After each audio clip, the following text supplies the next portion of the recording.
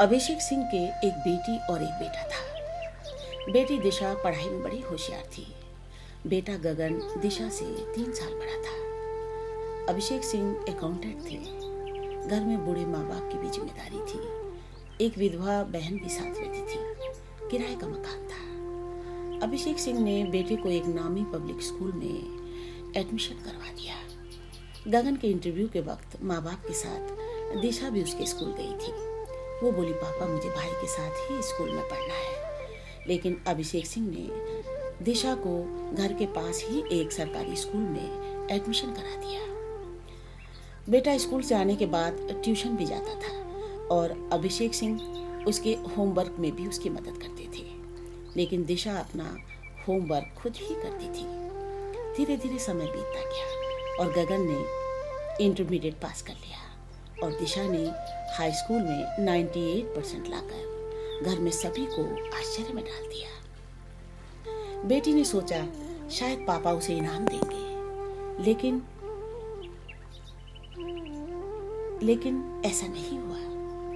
आस पड़ोस रिश्तेदार घर आकर बधाइयां दे रहे थे, लेकिन अभिषेक सिंह को ज्यादा खुशी नहीं हुई। अभिषेक सिंह बड़ी संकीर्ण मानसिकता का व्यक्ति था और इंटरमीडिएट के बाद दिशा का विवाह करना चाहता था। इस बीच बधाई देने के लिए दिशा के मामा भी आए और उन्होंने दिशा को एक स्मार्टफोन भेंट किया। मामा के जाने के बाद अभिषेक सिंह ने वो फोन दिशा के हाथ से छीनकर गगन को दे दिया। इंटरमीडिएट में मामूली अंकों से पास होकर गगन ने उसके बाद बीकॉम किया और अपने पिता के साथ ही अकाउंट्स का काम देखने लगा।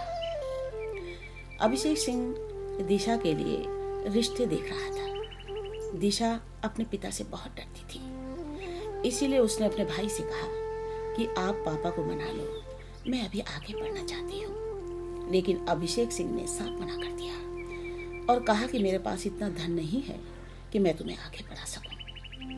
मुझे तुम्हारे विवाह के लिए भी रुपया जोड़ना है, इसीलिए अब तुम अपनी माँ के साथ घर के कामों के साथ साथ सिलाई और बुनाई भी सीखती रहो। दिशा उदास हो गई। उसे कुछ नहीं सूझ रहा था। इंटरमीडिएट के बाद दिशा की पढ़ाई रोक दी गई। दिशा की एक सहेली आशा ने मुझे इस बारे में सूचना दी।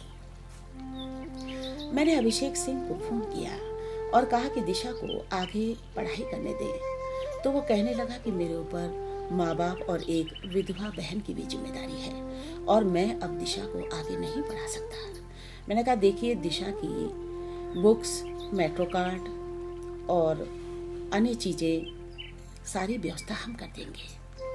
आपको तो घमंड होना चाहिए ऐसी बेटी पर जो इतने अच्छे अंकों से पास होती आ रही है। इसको तो किसी भी कॉलेज में एडमिशन मिल जाएगा। और साथ ही मैंने अभिषेक सिंह को धमकी भी दे दी कि अगर आपने बच्ची को डराया, धमकाया या जबरन विवाह के लिए मजबूर किया तो मैं प्रशासन से आपकी शिकायत कर दूंगी। इसके बाद दिशा ने बीएससी की पढ़ाई शुरू की। पढ़ाई के साथ साथ दिशा शाम को घर पर ट्यूशन भी पढ़ाती थी और वो रुपया वो अपनी माँ को दे दिया करती थी। बीएससी के तुरंत बाद भी दिशा के पिता ने उसके रिश्ते के लिए दिल्ली में ही एक परिवार से बात कर ली थी और लड़के वाले दिशा को देखने घर पर आ गए। दिशा ने किसी तरह लड़के का फोन पता कर लिया और दूसरे दिन उसने लड़के को फोन कर दिया और कहा कि उसे विवाह में कोई रुचि नहीं है और उसने उसे ये भी कहा कि प्लीज आप ये बात मेरे पापा को मत बताना। और लड़के ने ये बात किसी को नहीं बताई और रिश्ते से इनकार कर दिया। और फिर दिशा के भाई गगन का विवाह हुआ। दिशा की भाभी भी इंटरमीडिएट पास थी और कोई नौकरी नहीं करती थी। दिशा का भाई विवाह के बाद अपनी ससुराल में ज्यादा समय बिताने लगा और धीरे धीरे दिशा की भाभी के पिता ने गगन को अपने ट्रेडिंग बिजनेस में जोड़ लिया। इस बात का अभिषेक सिंह को बड़ा धक्का लगा। अब उसे काम अकेले ही देखना होता था और टेंशन के चलते अभिषेक का एक्सीडेंट हो गया और टांग पर प्लास्टर चढ़ गया। उनका काम अस्त व्यस्त हो गया और उनके हाथ से अच्छी कंपनीज भी चली गई। वो अक्सर बिस्तर पर लेटकर रोया करते थे। इसी बीच दिशा ने एसएससी का एग्जाम पास कर लिया। उसने अपने पिता को पूरा भरोसा दिया कि पापा, आप सबसे पहले अपने दिमाग से लड़के लड़की का भेदभाव खत्म कर दीजिए। मैं धीरे धीरे ऑफिस के बाद आपका काम भी सही कर दूंगी। अब अभिषेक को महसूस होने लगा था कि उसकी सोच कितनी घटिया थी। वो दिशा को बोझ समझता रहा, लेकिन दिशा अब सबका बोझ अकेले उठा रही थी। ऑफिस के बाद वो देर रात तक अपने पिता का काम करती थी। दिशा ने अपनी विधवा बुआ को भी एक एक्सपोर्ट हाउस में सिलाई का काम दिलवा दिया और अब बुआ भी माह में 12,000 रुपए कमाने लगी। धीरे धीरे दिशा ने किश्तों में एक डीडीए एलआईजी फ्लैट भी खरीद लिया और फिर पूरा परिवार किराए के मकान से एलआईजी में शिफ्ट हो गया। आज दिशा की उम्र 32 वर्ष की है। अचानक ही दुर्गा पूजा में इसी वर्ष उससे मेरी मुलाकात हुई। उसने मेरे पांव छुए और मैंने गले लगाकर उसे आशीर्वाद दिया। बातों ही बातों में मैंने दिशा को कहा, बेटा अब शादी कब करोगी? सारे काम तो पूरे कर लिए, अब अपने लिए क्या विचार है?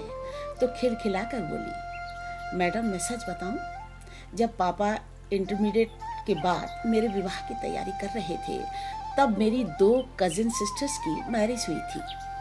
उन दोनों की आज इतनी दुर्दशा है कि वो मायके आकर रोती रहती हैं। गोद में बच्चे हैं और समय से पहले ही बूढ़ी हो चुकी हैं।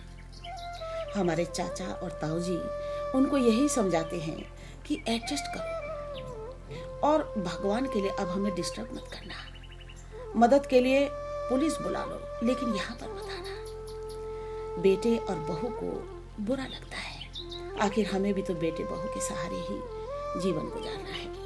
ये सब देखकर मैं अपने आप को लकी समझती हूँ। उन दोनों की हालत देखकर लगता है कि अच्छा हुआ मैंने शादी नहीं की। तो मैंने फिर उससे पूछा कि मतलब अब शादी करोगी ही नहीं या करोगी?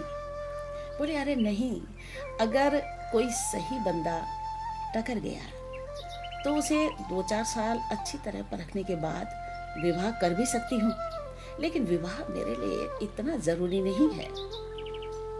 मेरे लिए मेरा करियर सबसे बड़ी प्रायोरिटी था और है। शादी को मैं सेकेंडरी समझती हूँ। आज मैं कामयाब हूँ तो 32 वर्ष की आयु में भी रिश्तों की लाइन लगी हुई है और किसी को दहेज नहीं चाहिए। मैंने बहुत ही डर डर कर पिता की बात का विरोध किया था और बहुत संघर्ष किया था अपने कैरियर के लिए। भाई ने भी मेरा साथ नहीं दिया। अगर उस वक्त आप मजबूती से मेरे साथ खड़ी नहीं होती तो आज भी मैं भी आज गोद में बच्चे लेकर झाड़ू पोछा बर्तन को ही अपना कैरियर बना देती। बेशक संघर्ष के बाद मंजिल मिली, लेकिन आज मेरी कार का स्टीयरिंग मेरे ही हाथों में है। मुझे किस दिशा में जाना है वो निर्णय अब मेरा ही होगा। आज मैं किसी पर बोझ नहीं बल्कि जरूरतमंद लोगों के लिए मदद भी करती हूँ। दिशा के आत्मविश्वास को देखकर मेरा दिल खुश हो गया। मैंने उसे कहा कि जिस तरह मेरी सहायता से आपको मंजिल मिली, उसी तरह आप भी होनहार बेटियों का सहारा बनकर उन्हें उनकी मंजिल तक पहुंचने में मदद करना। मुक्त रहें, खुश रहें। राधे राधे।